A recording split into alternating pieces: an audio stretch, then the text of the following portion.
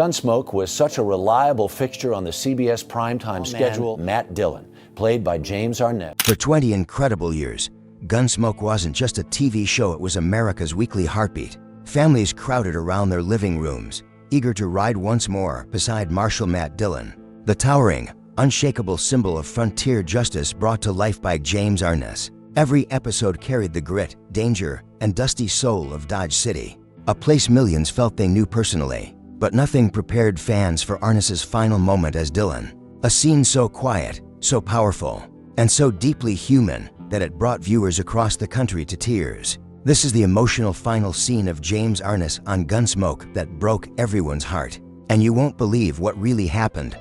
Long before it dominated television, Gunsmoke began in 1952 as a radio drama, with William Conrad giving voice to the gritty lawman who kept order on the wild frontier. CBS believed so strongly in the show that they aired it without sponsors, paying every penny themselves until audiences caught on. Their investment paid off when, in 1955, the series moved to television.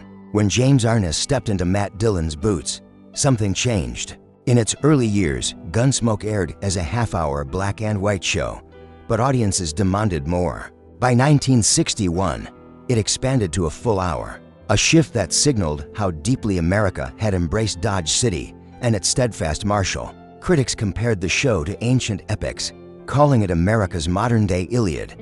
Week after week, viewers tuned in to watch Dillon take on outlaws, protect townspeople, and restore peace. Gunsmoke became more than entertainment, it became a piece of American identity. As television evolved, Gunsmoke evolved right along with it. From its early black and white beginnings to its later vibrant color episodes, the show grew with the medium, never losing its grip on audiences. What began as a simple weekly western became an American institution. Early episodes were eventually repackaged under the title Marshal Dillon, giving new generations a chance to meet the legendary lawman. Reruns played endlessly on networks like TV Land and MTV, keeping the show alive long after new episodes stopped. Even across the ocean, viewers in the United Kingdom watched the series under the name Gun Law, proving that the spirit of the American frontier could reach far beyond the borders of Dodge City. For 20 seasons and 635 unforgettable episodes, America followed every dusty footstep of Marshal Matt Dillon as he protected the town.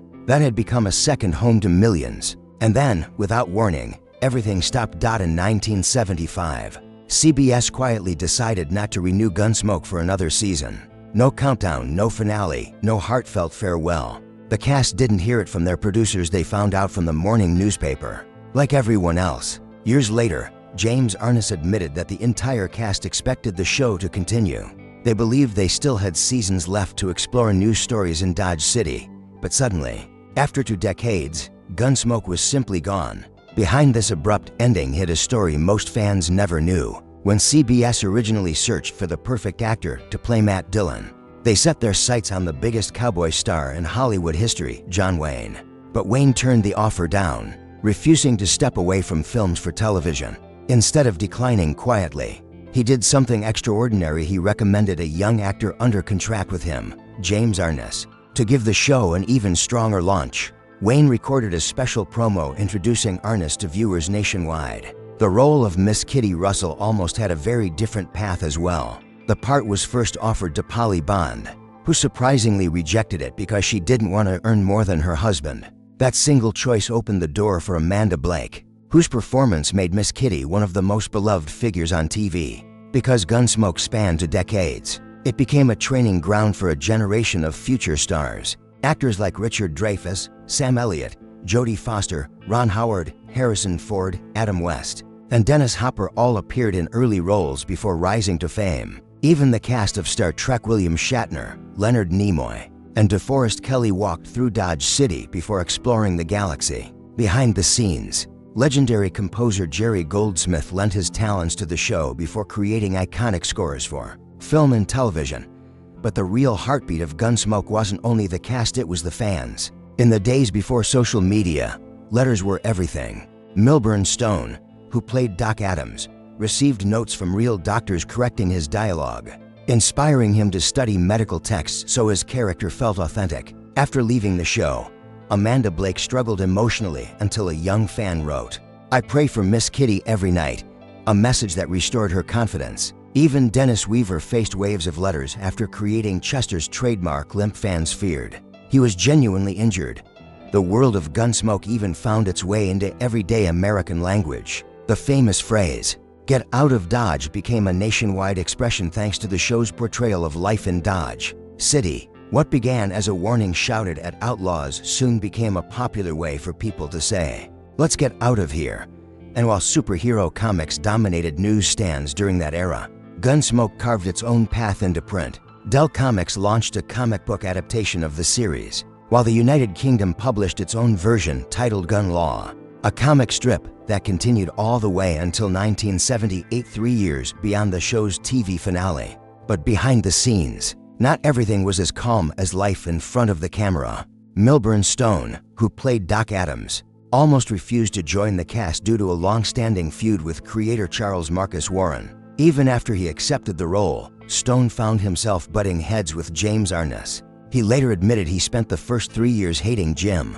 Their conflict reached a breaking point when Stone confronted Arness about frequently arriving late to set. Rather than arguing, Arness simply said, "You're right." That quiet moment of accountability changed everything. Stone later described Arness as a big, wonderful cub bear, and the two worked together in harmony for the rest of the series.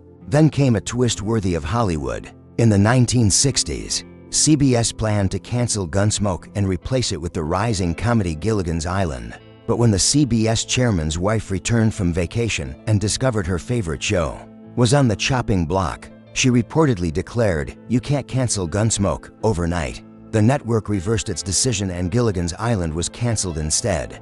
After the abrupt end in 1975, fans waited nearly 19 years for closure.